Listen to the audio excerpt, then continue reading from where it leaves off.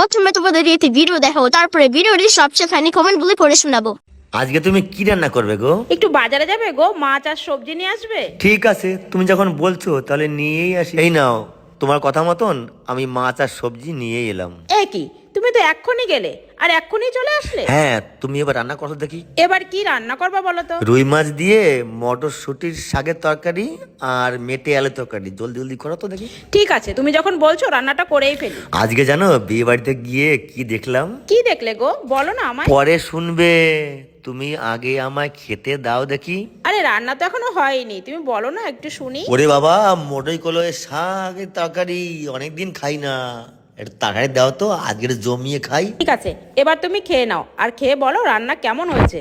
গরম গরম শাকের তরকারিটা তো সেই হয়েছে। যাই বলো না কেন, বিয়ে বাড়ি কি দেখলে সেটাই আমাকে বললে না। ওরে বাবা, পরে বলছি, তুমি আমাকে আগে আলুর তরকারিটা দাও তো, খেয়ে দেখি। এই ভিডিওটা তোমাদের কাছে কেমন লাগলো সেটা কিন্তু জানাতে ভুলো না। चलिए शुरू करते हैं।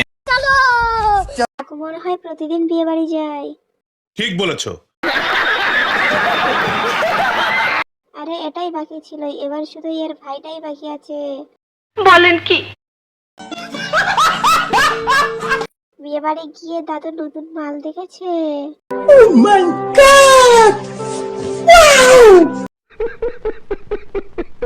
তুমি ভাই আর সুমি কাকু এখন বাকি আছে, ওরা দুজনেই নেমে পড়ুক মাঠে।